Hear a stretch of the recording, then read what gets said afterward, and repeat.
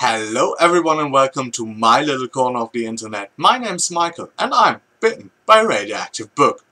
Today is Friday and Friday means Friday Reads on my channel, the segment where I talk about all the books that I plan on reading over the weekend. So let's get started. First off, we have Assassin's Quest by Robin Hobb. It's the third and final installment in her Farseer trilogy. I've read the first two books a while ago. It's about Fitz Chivalry, who is a bastard son.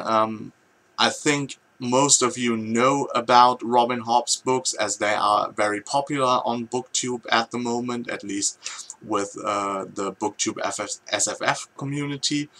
And I'm lagging a bit behind. I've read the first book in the second trilogy, the Lifeship Traders, already, but I wanted to finish up the Farseer trilogy before I continue, and I'm like 85% through, so my Kindle says it takes another about 4 hours to finish the book, so I'm pretty confident that I will finish up with this one right away today, and yeah, maybe even continue with the Mad Ship, the second one in the Lifeship Traders, as well over the course of the weekend.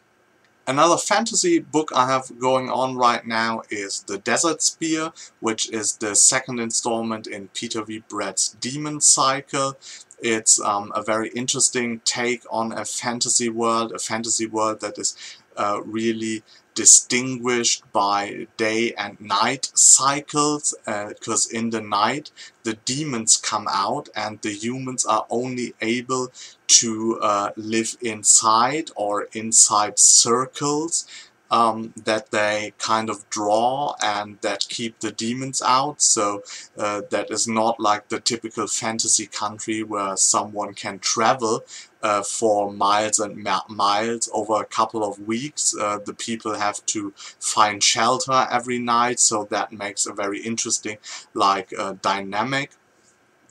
We're following cast of different characters here. In the first book there were a lot of coming of age tales of our three main protagonists. Now in the second book I'm like around the halfway point. We get a very interesting second kind of coming of age story from the antagonist's point of view, the human antagonist maybe in the series, and that was very interesting.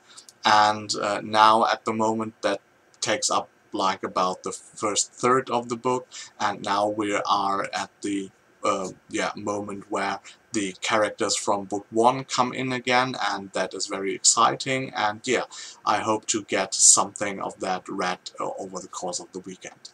And to have a bit of diversity from the fantasy reading, I'm also reading Written in Red by Anne Bishop, which is technically another fantasy because it plays in a secondary world, but that is kind of an alternative reality maybe of our world, or at least it's very similar. It's a modern urban fantasy setting. That is a series that was also popular on BookTube a while ago. I think Lindsay from Lindsay Ray and Sana from Inkbones Books read that and were very happy with the story, and they liked the series a lot.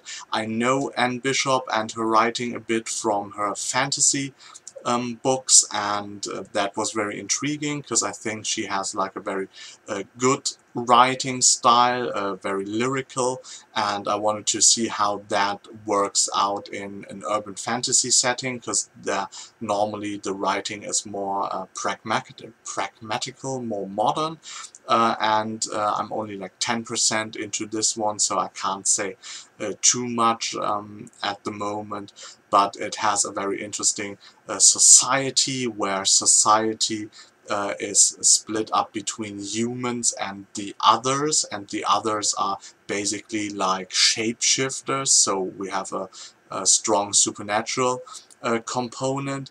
It reminded me a bit of Native Americans, because the humans come from one continent, and on the second continent the others like rule, and first they attack the humans, and that is basically the history backdrop. So that is something we would are told right in the prologue, so that's not a spoiler or something. And then the humans come and they are able to invent and create certain luxury articles, and the others are interested in that, and so they allow the humans to settle and sell that to them. So it's a bit like the Native American and European settlers dynamic in the beginning, but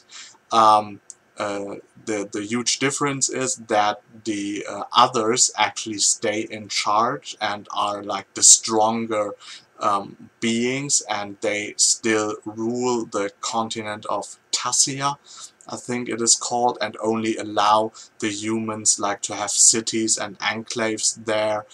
So the dynamic is totally different, but the basic idea reminded me a lot of the Native Americans. And last but not least, I want to start a book that has a bit of a more sci-fi kind of a mood, and that would be the Age of Zeus, which is the second installment in John Lovegrove's Pantheon series. The Pantheon series is a series of standalones that only have like always the same kind of premise. It always ask the question, what would be if one of the mythological pantheons would be real, and the gods either have ruled for centuries and millennia, or they just come back into the life of the humans and are present, and the humans always form kind of a resistance. So it is basically action-oriented military science fiction, but with that mythological backdrop, and that is very interesting. I've read the first one, The Age of Ra, a couple of years ago, and there's like a whole series now. I think there are 6 books, maybe 7, of this whole Pantheon series, and yeah, I want to read a few more of them, because that kind of premise, that mix up of sci-fi and mythology, seems very intriguing to me. So that's what on my plate for this weekend. I hope you have reading plans as well, and if you want to share them, please let me know in the comments. I hope you liked this video. If you did, please hit the like button. If you want to see more of me, subscribe to my channel. And as always, I hope you get bitten by a really good book too. Bye!